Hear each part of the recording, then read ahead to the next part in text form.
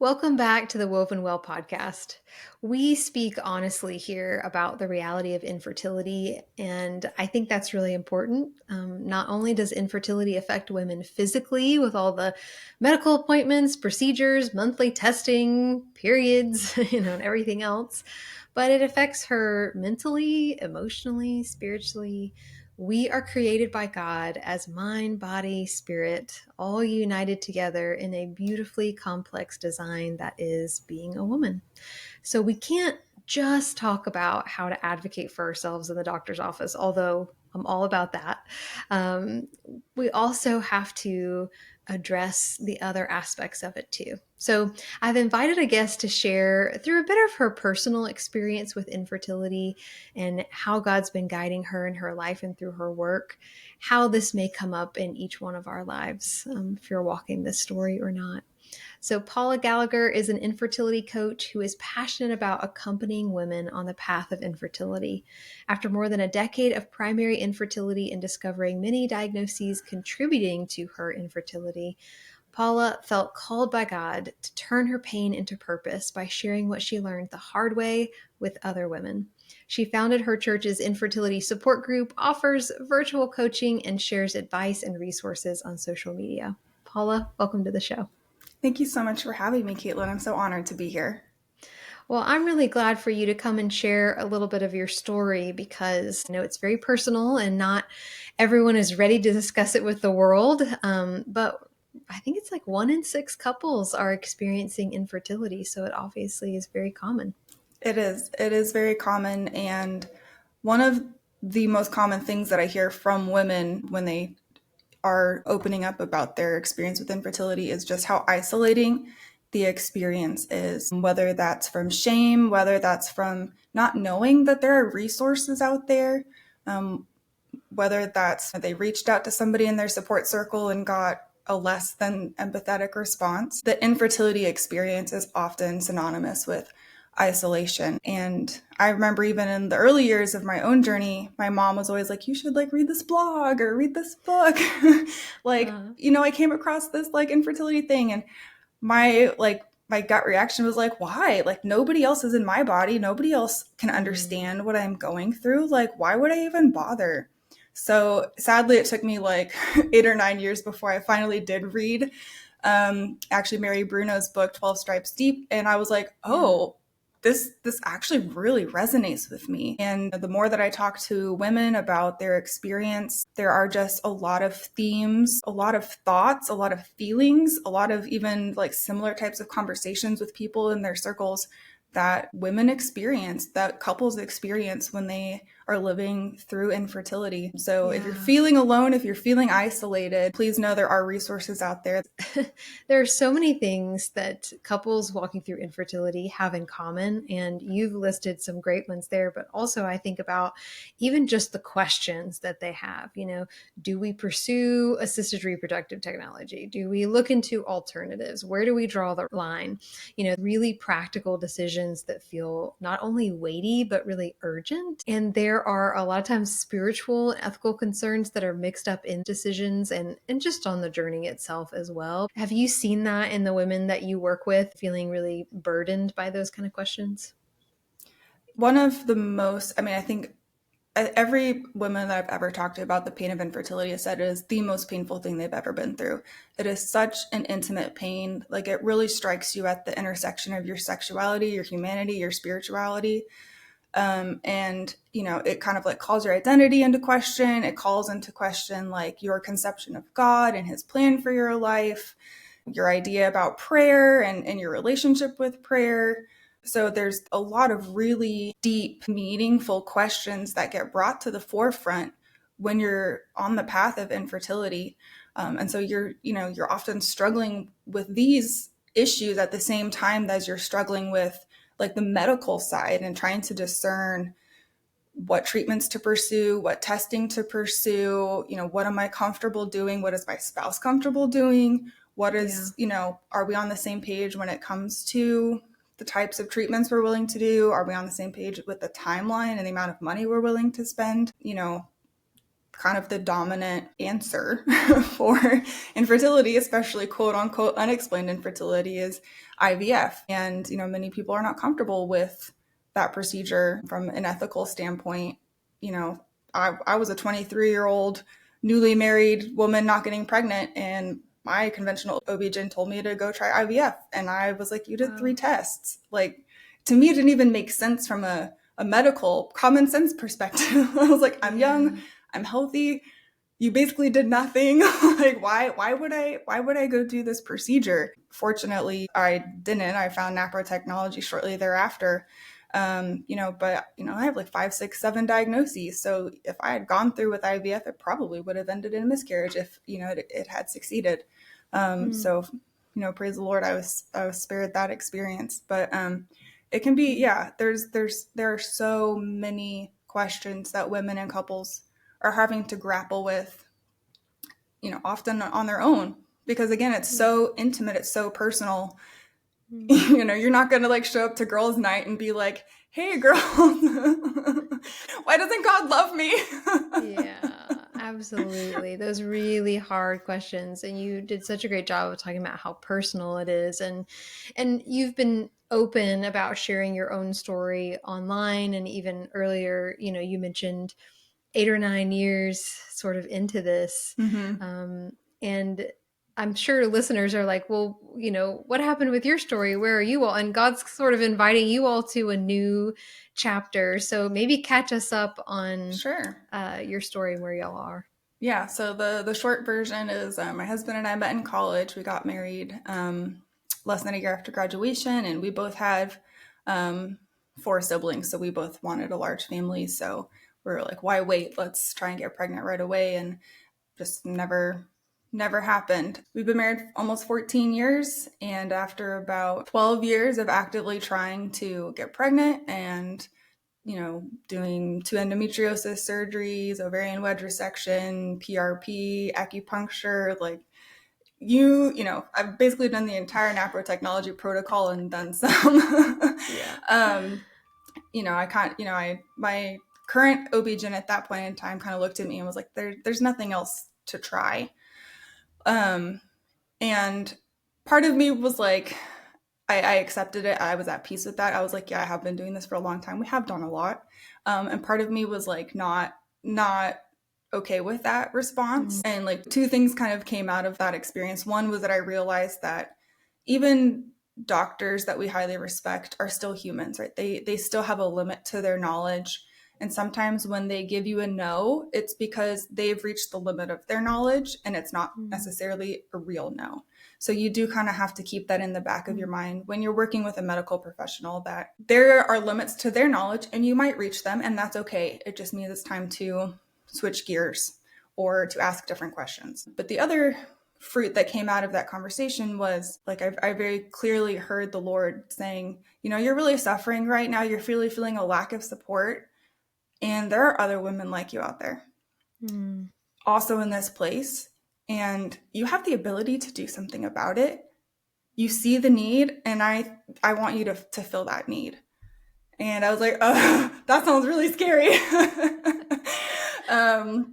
So it took me like 3 months. I really procrastinated. I was like, okay, I'm going to reach out to like my pastor and I'm going to say, I want to start this support group, but I really like procrastinated for like 3 months. I was like, you know what? I need a website first. So I was like, I need a place to put all of my resources. So I created CatholicInfertilityResources.com.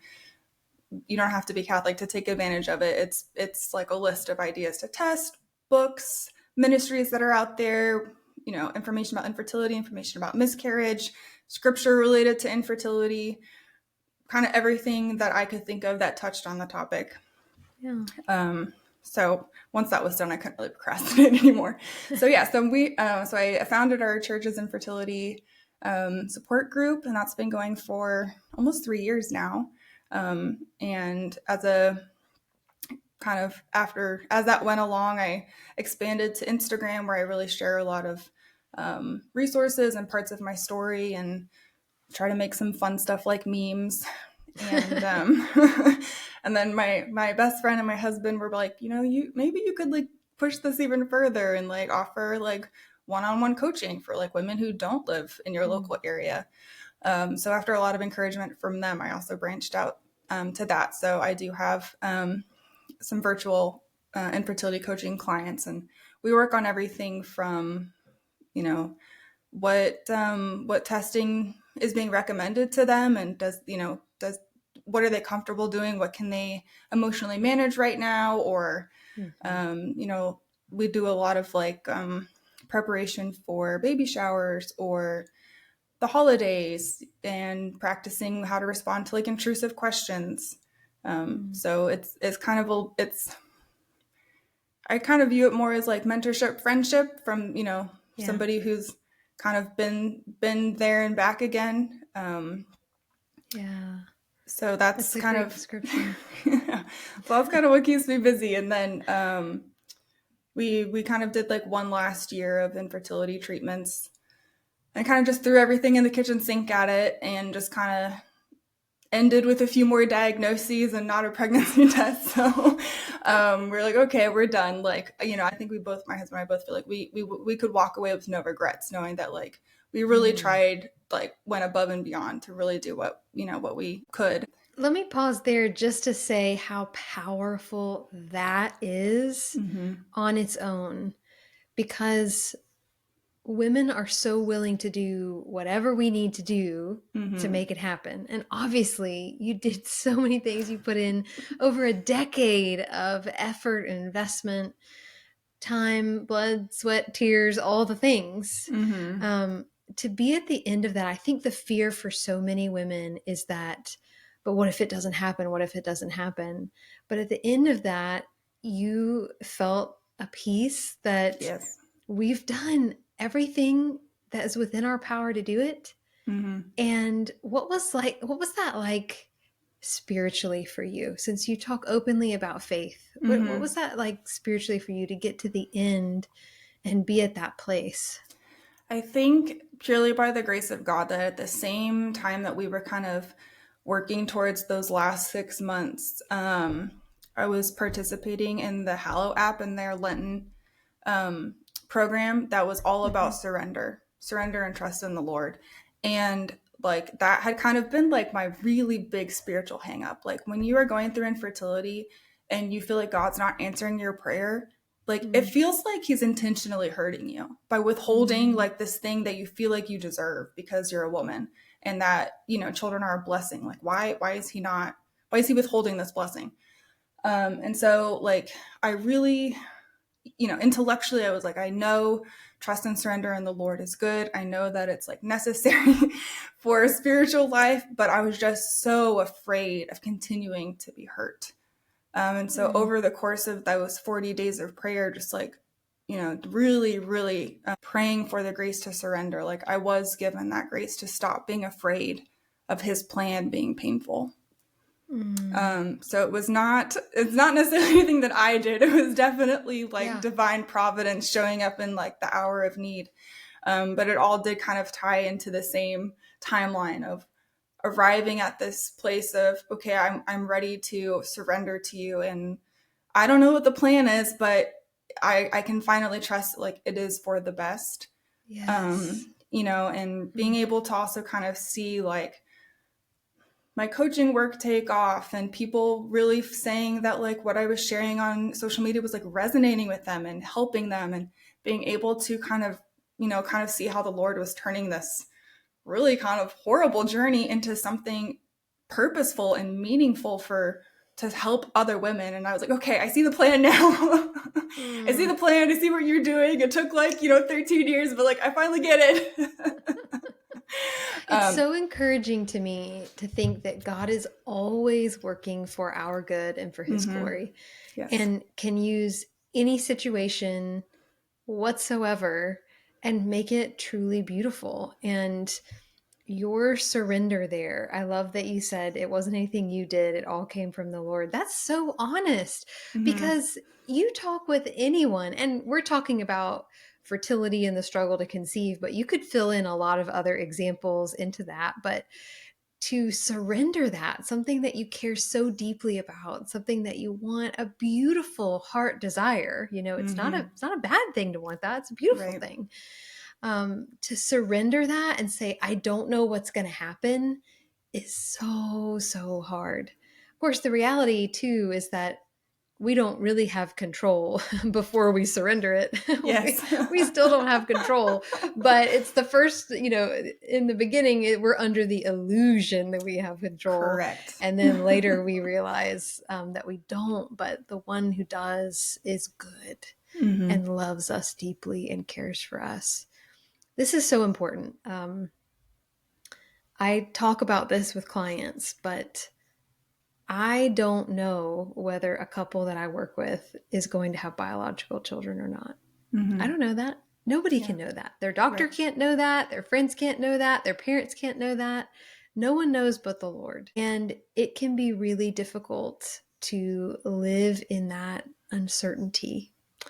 And it's at the same time really important to just kind of acknowledge where we are in that and say, Lord, we don't know what's going to happen, but we trust you.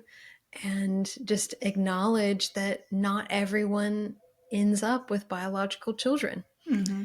People don't want to talk about that. They don't want to they don't want to face it, or they don't want to think that it could happen to them. But I Right. so appreciate you being open and honest about it, that you went through everything that you could and you feel a peace, a release at the end, that you could surrender it.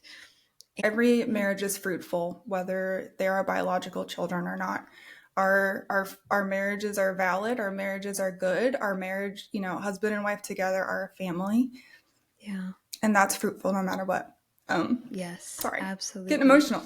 Um, Yes, I understand. I um, mean, I want you to be able to be open and honest about what you're experiencing. Yeah. Well, Paula, thank you so much for coming on and sharing a little bit of your story and some of the resources that you have for other women. You mentioned your website, and I'll make sure to link that in the show notes too, because I know you've got a lot of good resources for ladies. Thank you. Thank you so much for having me, Caitlin. And yeah, there's CatholicInfertilityResources.com. If you're interested in coaching, that's CatholicInfertilityCoaching.com. And you can also find me on Instagram at Catholic.infertility.coaching. Perfect. Listeners, I want you to know, if you are struggling to conceive, we see you.